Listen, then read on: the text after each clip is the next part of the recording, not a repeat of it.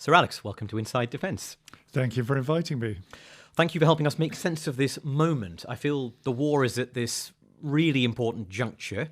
President Trump is trying to reopen the Strait of Hormuz by military means, through threats against Iranian power plants, and to seek to end the war through diplomatic talks.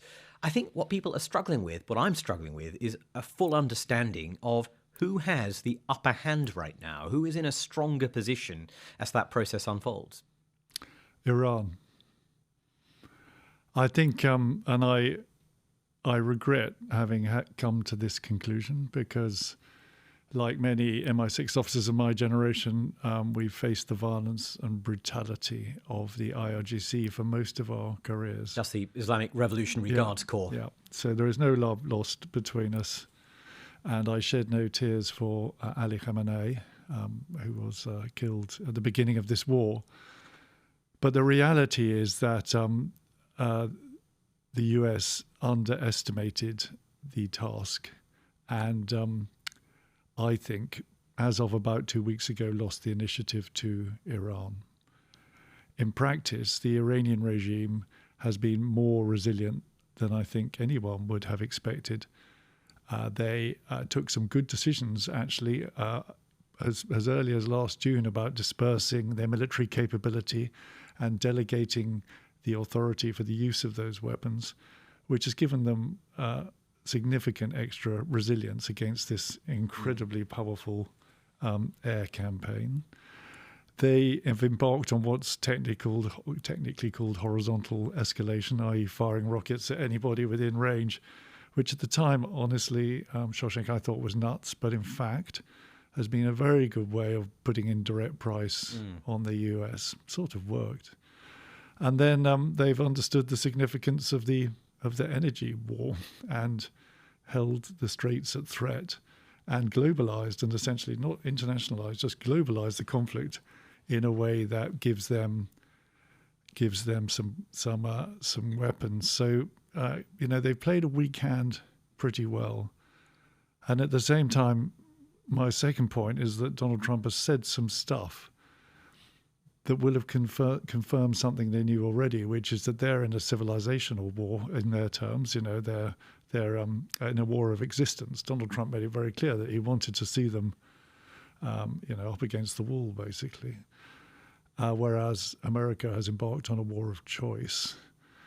And in those terms, I think that's imbued them with more staying power than their US and certainly US counterparts. And they know that now. And I think that really is giving them the whip hand.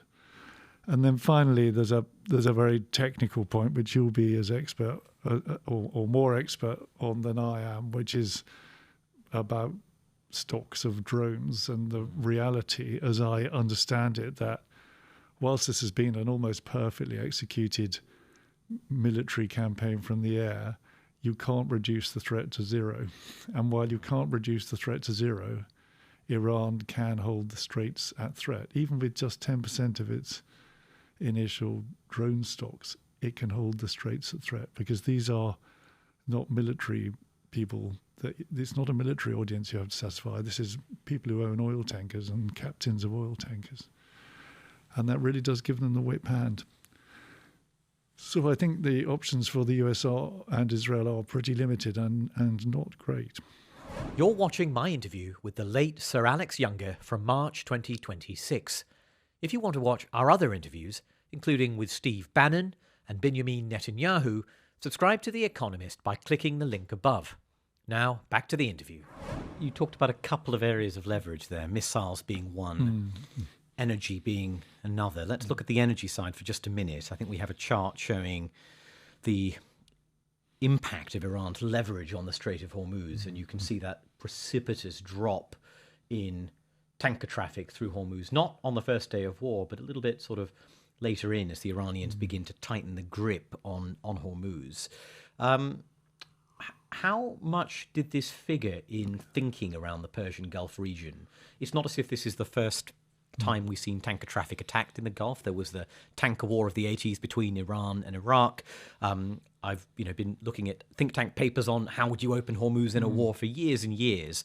How surprised do you think securocrats were by Iran's decision to weaponize the Strait this time when they hadn't done so in previous bouts?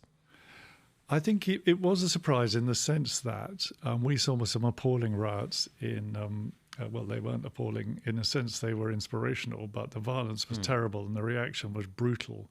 And a reminder, if anyone needed, of the absolute lack of limit that exists in the minds of the Iranian government when it comes to any brutality, an appalling attack on their own citizenry. And I think that was an indication that Iran was weak.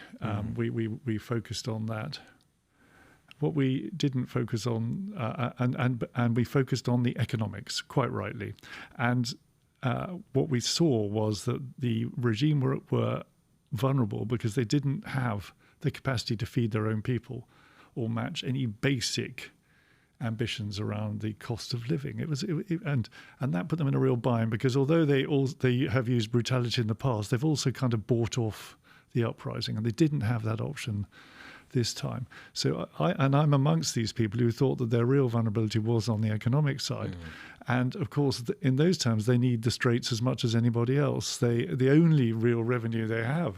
But they are getting some ships through themselves, aren't they? That's the fascinating bit about this. It's a selective blockade. That's the weirdness. So, of course, in fact, in our minds, I think, and I was included here, that they would draw back from a complete blockade of the Straits because they had as much to lose as anybody else. That logic hasn't worked. In fact, they pulled off something quite subtle and surprising, which has kept the Straits open for themselves, whilst essentially blocking it for anyone they define as an enemy, which is all the Gulf. So they've got the best of both worlds, and I can't, I don't have to think harder about how we got here, but that gives the West the worst of both worlds, and I think that is a surprise. And one of the symptoms of this is we were sort of obsessing about mines, but actually, I don't think mines are the central issue here. It's Iran's ability to hold the Straits of threat using drones. Yes, it's not even clear there have been any mines laid at this point. No, it's there's a threat in being, but drones and rockets and other projectiles appear to be causing the majority of that risk premium. That's enough.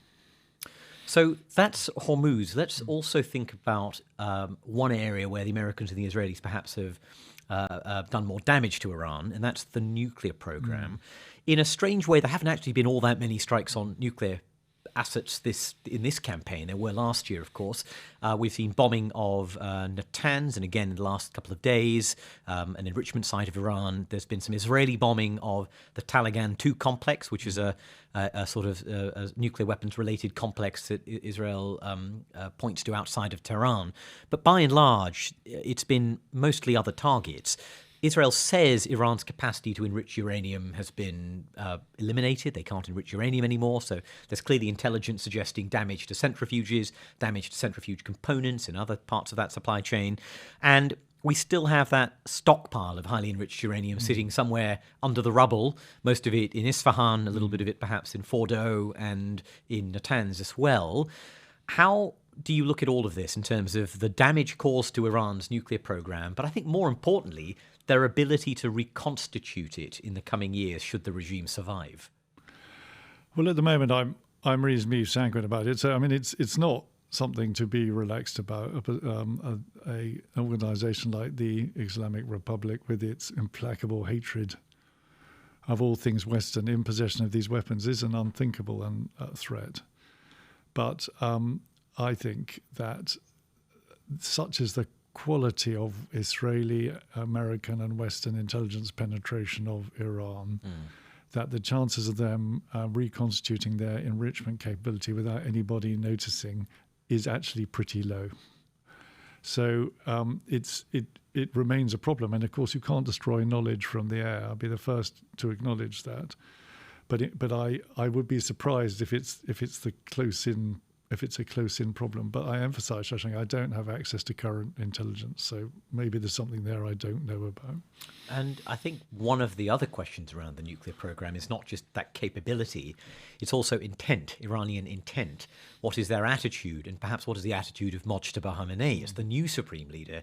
There were suggestions he wasn't always as on board with the fatwa offered by his father against the development of nuclear weapons. Now, that fatwa, of course, as you know, as we know, didn't prevent Iran from working on a clandestine nuclear program over the years, but it did set certain limits on the pace of that program, the decision to go ahead and weaponize a device in the final instance. So that really brings us to the question of the regime, which is in place, weakened. But still, the Islamic Republic stands as a revolutionary entity, the Revolutionary Guard, the organization that planted roadside bombs that killed many of your colleagues over those years. That stands and is surviving. So, to start with, have they been more resilient than you thought? Did you anticipate they would survive this onslaught even after that brutal suppression of protests you described? How do you understand their survival and their endurance now? I think that they are in the death throes. And but I think the irony is that the biggest threat to them is peace, not war. The January uprising showed that they have no answers. Yeah. The hatred that engendered is endemic and will last for decades. The estimates are up to 10,000 of their own citizens machine gunned in the street by IRGC-sponsored militias. I don't expect them to survive into the long term as a result.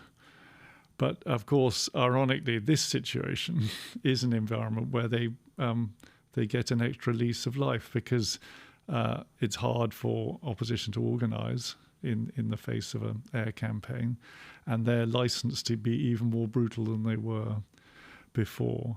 I think when it comes to the nuclear stuff, the very large majority of Iran, perhaps 80% of them, are against. In fact, they've had it with the theocratic regime, and that actually was sort of how the voting went when Masoud Pezeshkian was elected.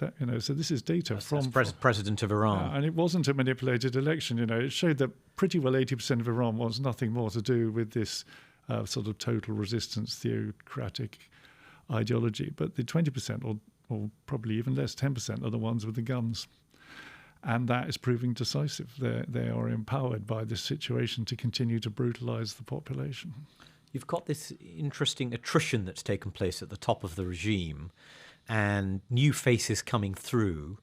Some of them, though, probably quite well known to you. The new IRGC chief, General Vahidi. He's a former Quds Force commander. The Quds Force was, of course, very active in Iraq and Afghanistan, and you would have seen them up close. You've got, of course, Ali Larijani killed last week in an airstrike, but people like Saeed Jalili and other figures who were long, at the top of this regime, still there. Many of the people you'd have been studying closely as SIS chief, I'm sure, have died in the last 2 weeks. There's been huge turnover. What do you make of the kind of ideological complexion of the regime as it has changed in these last 4 weeks? I think the net effect, which was probably going to happen anyway, is that that we've seen the end of the theocracy. Actually, with the end of Ali Khamenei, his successor was never going to be as powerful as he was. That's kind of it. And in Mojtaba, although he's ostensibly a cleric, he doesn't have his father's credentials. You basically see an IRGC takeover. Not a dictatorship so much as a junta, I would say. And that's how Iran is being run now. So, in paraphrase, the beards have got shorter. Tell me a bit more about the IRGC, because they're the regime's Revolutionary Guard. They're the in a way a bit like the PLA. They're the armed force that guards the revolution, not the state. That's the regular army, which is disempowered, not very influential. But how religious is it? How ideological are they? Because they also have big business interests, don't they? They're corrupt. They're sort of smuggling things across borders. What are these? Who are these people? Yeah, so that's they're no less ruthless than Ali Khamenei, but they are more corrupt. And significant beneficiaries of the sanctions regime. So they're sort of invested in this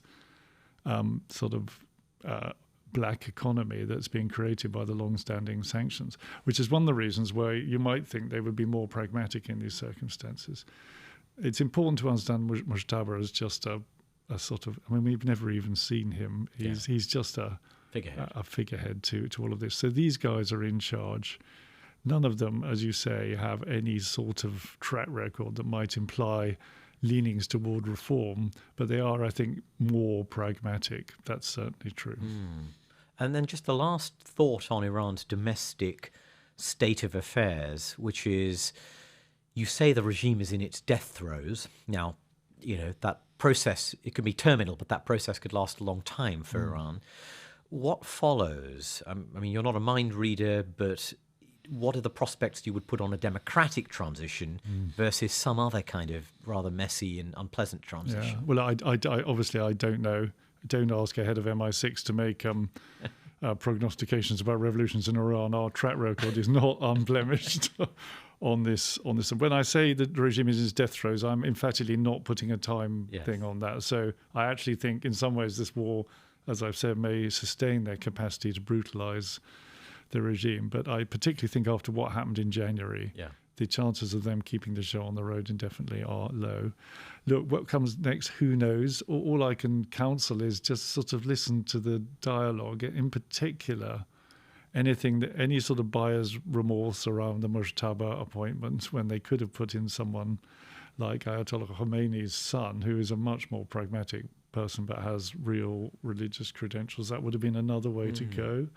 That, in fact, would have augured some kind of shift. Masoud Pezeshkian, listen to him, fundamentally a secular reformist figure, but clearly really under the thumb of the IRGC at the moment. If he starts speaking more freely, then you have the prospect of the 80% of Iran that is actually just sort of had enough of this starting to prevail, not just demographically but electorally. Maybe that would be a clue that I would be listening to. Then, of course, look at their edge, just like with Russia. You often get the clue as to the instability of a regime by what's happening on the edge, not what's happening in the center. The ethnic makeup of Iran, it's like a kaleidoscope. There are all sorts of nationalities. Baluch, Kurds, Azeris. What's going on there? And that will start to give you clues as well. But do I think in 5 years' time it'll look like it does now? No, I emphatically don't. So let's talk a little bit about intelligence, because I think part of this war was rooted in the belief from Mossad, and that view then channeled through to the White House, that Iran was weak on its last legs and would be susceptible to one big push. But also a view, publicly articulated, though I think not supported by the facts, that Iran was weeks away from a nuclear weapon, when in fact we know that actually it had barely touched its nuclear material since the strikes last year. All of this raises some quite big questions around the state of American intelligence, its capacity, its politicization. What health is the American intelligence community in right now? Well, I'm actually not sure about the cause or the links implied by your question, Shashank. I mean, I think that the key point is that Donald Trump makes decisions on his own. He said it. He said he does stuff because he feels it in his bones. That is not the same as a rigorous interagency policy where all of the intelligence services, which there are 60. But it is the job of his IC, of his Director of National Intelligence, or previously a Director of CIA, to say to him and speak truth to power and say, Mr. President, that you're wrong. If you do this, the regime won't fall. And by the way, you've got much more time than you think. And instead what we have is Tulsi Gabbard, the Director of National Intelligence, going to the Hill in front of Congress saying, refusing to read out the portions of her annual threat assessment that contradict the president on Iran, and saying it is the president that decides what is an imminent threat. I think any intelligence professional would be shocked by that and would think that's really disturbing. Yeah, so there's a culture thing there. But I mean, I was a head of intelligence. My job was to have the courage, and I hope I lived up to it. But it's harder than you think to tell leaders what they don't want to hear. I hope I had the courage to do that. But there is another side of this where those leaders actually have an appetite for being influenced by. They have to listen. They have to listen to what you're saying.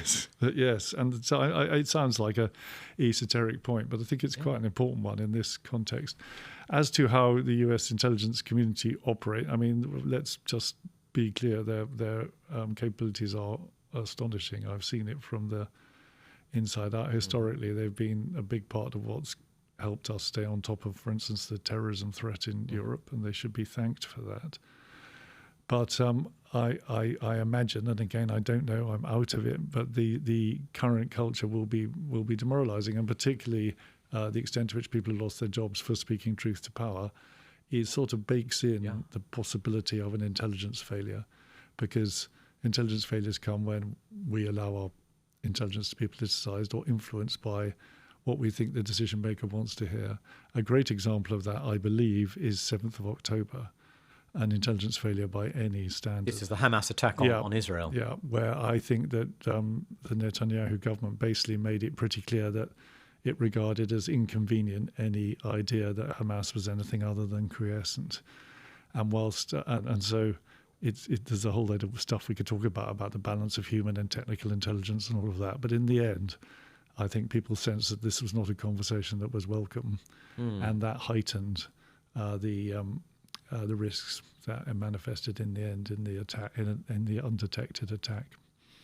Let's also think about the intelligence successes here, because this campaign began, whether you agree with the wisdom of this move or not, the assassination of Ayatollah Khamenei, that appears to reflect a pretty impressive level of knowledge about his whereabouts, his movements. Reports we've seen that there was success in hacking CCTV cameras and traffic cameras in Tehran, allowing his bodyguards to be tracked in a very granular fashion. And we've seen again and again how Israel is able to pull off these quite astonishing feats inside Iran, stealing the nuclear archives from Tehran and finding and killing Ismail Haniyeh, the leader of Hamas, in a IRGC guest house in Tehran.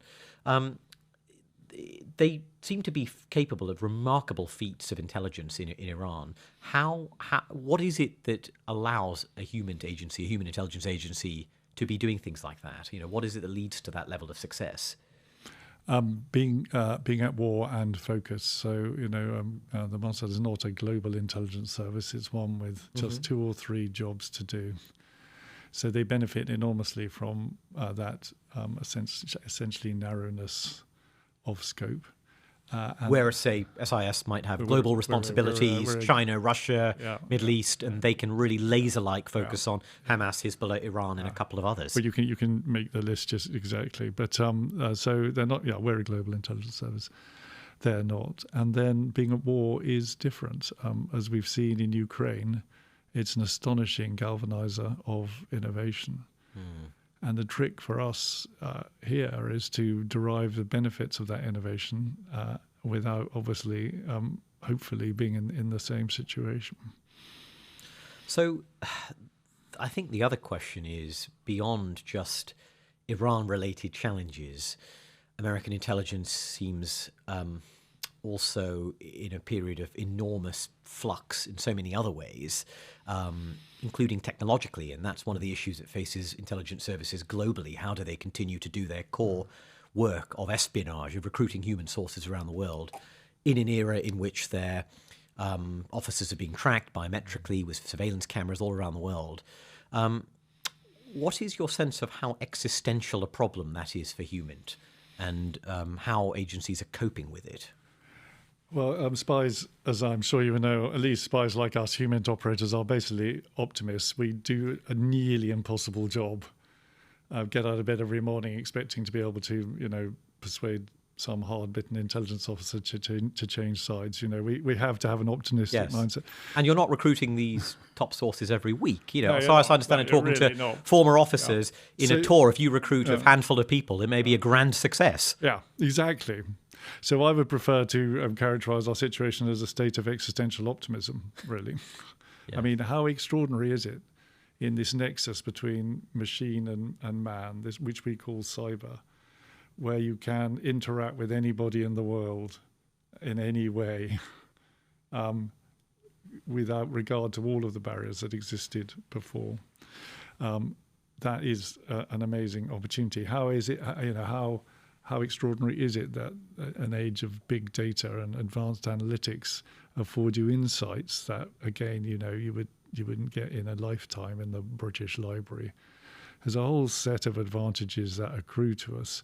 At the same time, it must be said, as some really fundamental threats if we don't take it seriously and we don't evolve. And the most obvious of those is that our sort of basic business model has been disrupted by the internet, and everything is visible. We are in a ubiquitously censored world. And if you haven't got the memo on that, then you are in big trouble. That's certainly true. So there's a premium on learning and adapting, which is undoubtedly there. And I think you'll see a sort of spreading out of services that got the memo and services that didn't. And I'm quite sure that my successors, and certainly I, was determined, that we would be in the right part of that movement. Just one more thought on that, which is who is the sort of officer who prospers in that world? Because you were recruited at a time when the world was not full of those digital sensors, and presumably it prioritized a certain set of skills. Yeah. And some of those, like the ability to sit across a table and talk to someone, maybe in Dari or Pashto, and tell them why it's a good idea to give away state secrets, are kind of enduring. But others may not be. You may need a different sort of officer. Yeah. So, I mean, having seen the scope of these changes, how has the nature of a recruit changed in that time? Well, I think you put it well. So on this, the generation of human relationships remains intrinsic and core, and that hasn't changed at all. But the environment and circumstances and way in which you do that and the threats to it and the opportunity are completely different. The biggest difference, I think, in that sort of came in the 30 years that I was in office was really when I started. You could do everything yourself, and actually that was quite empowering. So to the anthropology question you asked me, who's the beneficiary? It's certainly true that sort of power within services and between them has been democratized. You need more people with more different skills to come together. You can't just hand someone a passport in a false name and say, off you go, see you in a month. It was great while it lasted, but it is a real team effort now in a way it wasn't before. With that detour out the way, I want to come back to Iran, because I want to talk about allies and how allies deal with this new world of America, of Trump. But specifically, let's begin with those most affected in the Gulf. You spent some of your career in the Gulf. You were posted to Dubai, so you've seen it up close. You know that part of the world. I think they're in a really difficult place, aren't they? Because they have lost that trust with Iran, which has bombed them in unprecedented ways that they would never have predicted. They, in some ways, need protection of American air defenses and American air bases. But they also see that America, along with Israel, has dragged them into this conflict that has caused such damage to their business model of cosmopolitanism, of business traffic, of tourism, as a haven of oasis in this really tumultuous region. Now, they could try and cut America out and say, you've caused us this problem, expel you from our bases, we don't want you anymore. Perhaps in the way the Egyptians did to the Soviets in the 70s. They could say, we don't like this, but we double down on the security blanket we know. Or they could hedge by going to others, Brits, French, perhaps even the Russians and the Chinese. Where are they on this crossroad? Which path do you see them taking? Well, look, they've actually been crossed with the West, and specifically the US, for quite a long time. I think in the minds of the average Gulf leader, the West and the US failed a test in 2011 by not being sufficiently assertive in their support to the Arab monarchies during the Arab Spring. And that really struck a chord, and these are families that will be in place for decades and be unlikely to forget that. And you think that was a mistake on part of the West? I mean, my views aren't material. The point is that that won't be forgotten. And yes. If I think if the Gulf had other options, they would already have exercised them. So in some ways, it's a power. Well, you do see the Saudis sort of flirting with the Russians and the Chinese a bit, don't you? They do, and you like selling oil in yuan and stuff. So there's a lot of, trying to remind America they've got a choice. But actually, I think whatever you say about the political outcome of this war, the military lesson is really, really clear. They are in a really difficult and invidious position. When it comes to places like Dubai that I know well, though, they are an incredibly resilient setup that has made sort of essentially something out of nothing for decades. So I would not invite you to underestimate their capacity to get through this. But I think, certainly the US and the Gulf, they sort of need each other in a way that probably transcends this. And then there's a sort of wider Middle East question, which is if you're left with the sort of Iranian regime you outlined earlier, which is perhaps in its death throes, but potentially quite elongated, protracted death throes, led by these hardline figures, the IRGC more empowered than ever before with a figurehead leader, perhaps with fewer resources to spend on their proxies and their missile forces. They'll be in a period of rebuilding for some time. But they still, 4 weeks into this campaign, are able to fire scores of ballistic missiles every day, including over vast distances like the 4,000 kilometers to Diego Garcia in the Indian Ocean, despite being constantly hunted by American and Israeli planes. That's all quite impressive. And so they cast a shadow over that region. So one side of this is how do the Gulf states deal with America? And as you said, they don't have all that many options. The other side is how do they deal with Iran, living under its shadow? The Omani route is clear. You play dead, you play nice, you appease the Iranians. A lot of the other Gulf states seem quite angry at Oman for its approach in this war. No, I don't think you should underestimate the damage that will have been done to Iran. They've been subjected to this astonishingly, frankly, successful, well-targeted military campaign, which reflects the evolution of targeting in a way that will have done enormous damage to all of their capacity to project threat and violence. My point was simply that the last 10% cannot be got at from the air. Yeah.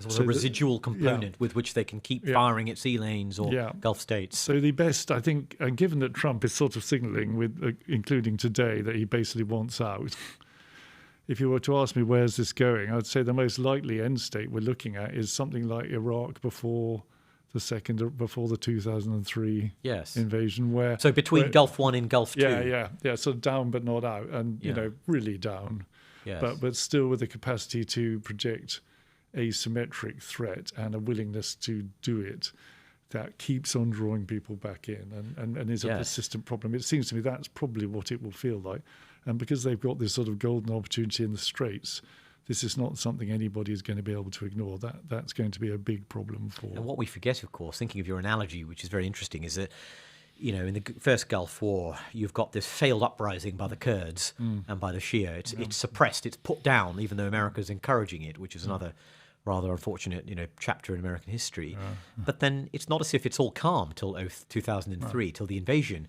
The UK, the US, and France, for a time, in Operation, Desert Fox and others, are bombing Iraq in order to try to force it to comply with UN resolutions over its weapons program, and also enact a no-fly zone over Iraqi territory. So it's this open wound. It's not a passive threat that's dealt with that suddenly pops up again in 2003. And if that's right, I mean, what occurs to me then is that for America, a country that has been trying to devote its security efforts to the Pacific and this enormous problem of Chinese military power, could find itself, not having dealt with the issue once and for all, but having created a wound that just festers for years, pulling its resources back into the region. Well, it takes two to end a war, I think, is what we're going to discover. So, and by the way, we haven't even talked about Israel yet, but of course they have a different set of, I think this is the point where we see a certain divergence between the agendas of the two countries. So just lifting off from this cleanly, declaring victory, doesn't look to me like an option. It is something that Trump can do, but in practical terms, I think the problem remains in exactly the terms you've described it. Let's say there is then an attempt at a deal or a deal. One question that interests me is, given your answer to my first question, that Iran has the upper hand here, you could infer from that the terms of a settlement will reflect that balance of power, as they often do, and therefore that what might be on the table is less attractive than what was being discussed in Oman at those talks just before the war began. And so on Iran's nuclear program, on its missile program, on its relationship to proxies like Hamas and Hezbollah, on Hormuz and the Iranian rights over Hormuz, even on American basing in the region, you could argue Trump could be facing with a prospect of a pretty unpalatable deal that's a lot worse than he had access to early on. Well, look, this Shia regime, Shiism comes from it's an ethic of resistance. It's an underdog thing, and there's a huge premium on doing the pragmatic thing, right? So I think they are capable of being pretty pragmatic. Drinking the cup of poison. Yeah, as Khomeini put it in the end of the Iran-Iraq War. That's all there. But equally, can you imagine any Iranian government of this stripe signing up to anything less than guarantees that they won't be attacked again and sanctions relief, right? Without those two things, they don't really have a state. We know that they desperately need sanctions relief because of what happened in January. How can they sign anything that doesn't stop them being bombed and attacked? And to concede those two things is, it's a pretty big concession on the US part. We don't know what US war aims are because they've never really been articulated. But that's quite a lot to swallow.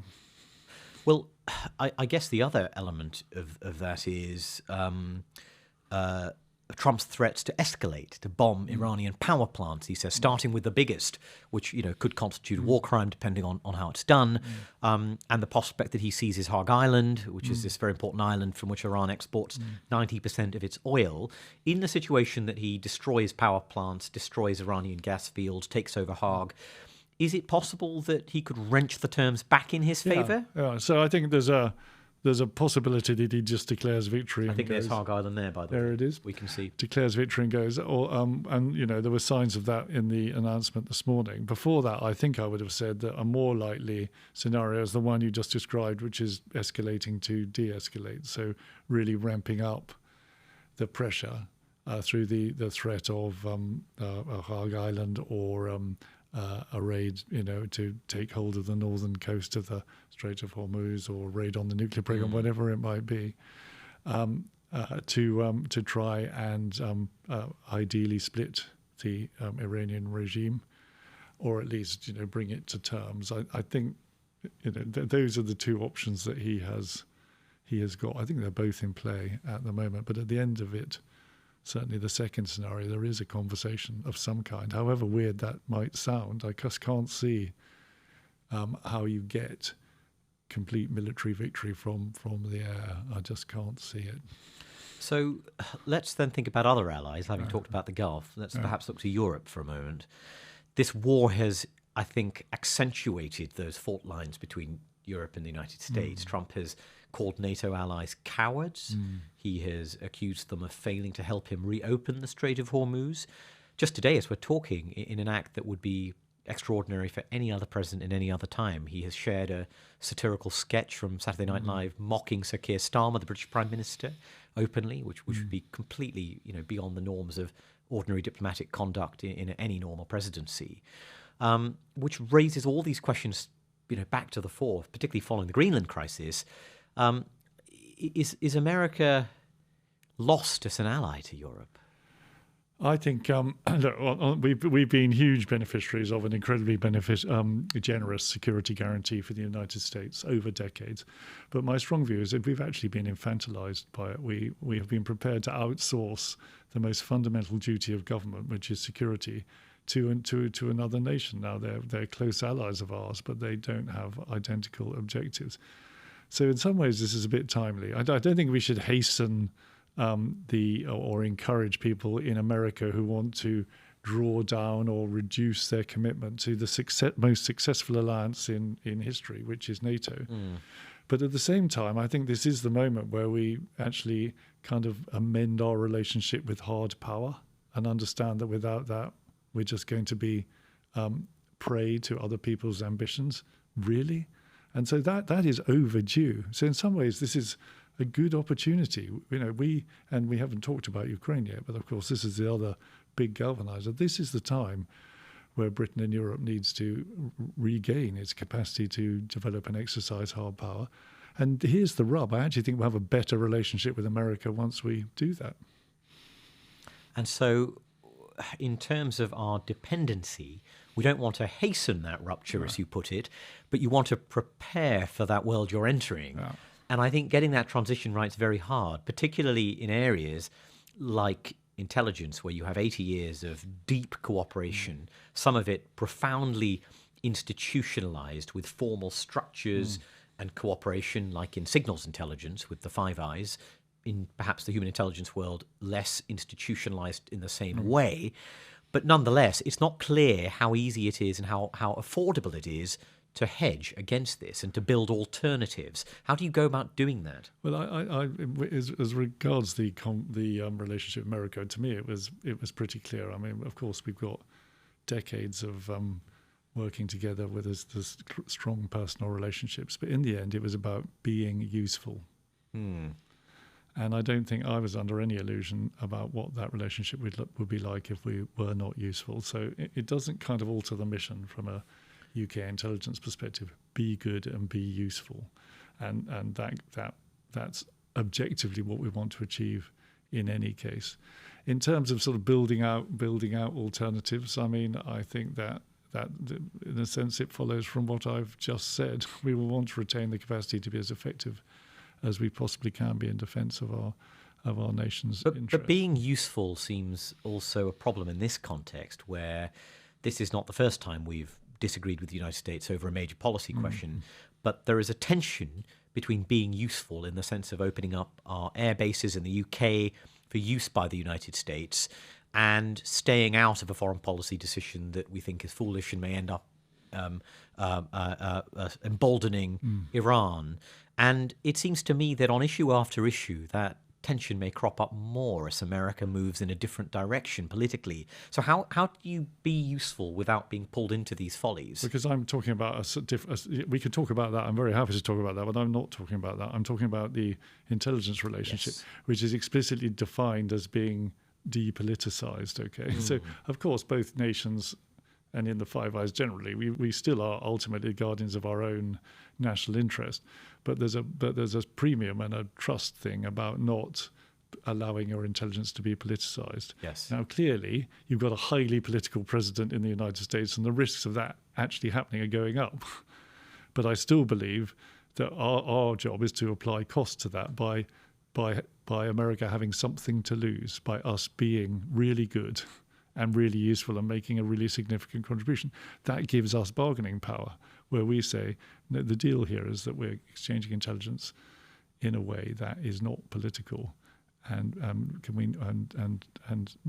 make the whole idea of horse trading more problematic. Just a final thought for us to conclude on, which is putting the Iran war in broader global context. And you mentioned Ukraine. This obviously has spillover for Ukraine in the shortage of air defense interceptors, the loosening of sanctions on Russia in purchases of Russian oil. Wow. Ukrainian drone operators are being sent to the Gulf. Russian intelligence appears to be flowing to Iran to aid its targeting. This affects China in that it's sapping American military power for the next several years and drawing down its munitions. Iran faces its own energy problems as a result of Hormuz. There is a feeling among many people that there is not necessarily a third world war, but this is a really internationalized conflict in which great powers in their problems are converging in some way that feels quite troubling. How do you see this in global terms? So I don't think this war will spread beyond the region. I don't think it's well. Although it has gone from Cyprus to Sri Lanka in some ways, hopefully no further west or east of that. Yeah, but what I do think, and it's a corollary of the sort of hyper-connected world in which we live, is that the second and third order consequences of the world will be international and global. And the list, I can't better the list you've just come up with, Shashank. I would say, I really regret the fill-up that Russia will receive from this in terms of the budget improvement and the fact that there'll be fewer of these precious interceptors available, and the fact that NATO is yet again arguing amongst itself. They'll love this stuff. Equally, I'm bound to point out, because one of my bugbears is the success with which Putin posits this idea that he's winning, that last month Russia actually went backwards. So can we please keep the faith on this? If we want to defend Europe, we need Ukraine to succeed. Well, Sir Alex, thank you so much for a fascinating conversation. Thank you. And thank you for watching. Send me your thoughts to insider@economist.com. I'll see you soon.